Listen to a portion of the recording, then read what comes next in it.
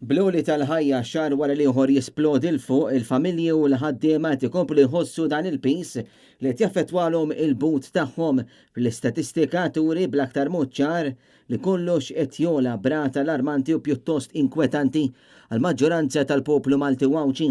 Net News għamel mill-ġdid attentat ieħor biex jistaqsi lill-Ministru tal-Ekonomija Silvio Xkembri jekk jaqbilx li żieda tal-oli tal-ħajja għandix tkun ta' 8 euro, ċifra li ħarġet ftit tal-ġimgħat ilu mill-ekonomista Philip von Brockdorf. Il-kalkoli iżda, bdejtu tagħmluhom bdejt tagħmilhom inti dwar iż-żieda tal-oli tal-ħajja?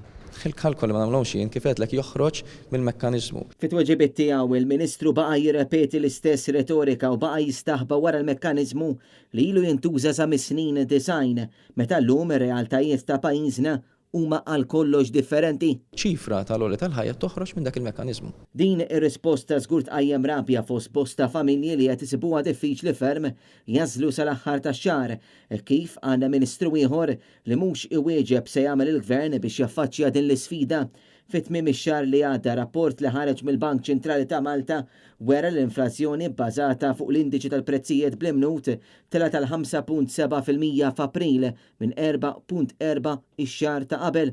Minnaħa l-oħra, ir-rata annwali tal-inflazzjoni bbażata fuq l-indiċi armonizzat tal-prezzijiet għal konsumatur żdiedet bi kważi 1% minn 4.5% fix-xahar ta' Marzu għal 5.4% f'April. Dawn iċ-ċifri jkomplu jikkonfermaw kemm qed tolli rasa l-inflazzjoni bil-Gvern donnu ftit li xejn hija tisib soluzzjonijiet ta' żieda enormi fil-prezzijiet tal-prodotti bażiċi.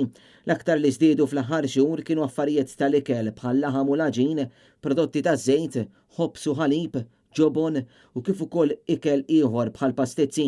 Dawn iż-żidiet kollha affettwaw direttament il-but tal-familji dan apparti żidiet fil-prezz tal-mediċini u spejjeż oħra marbuta mal-manutenzjoni tad-dar.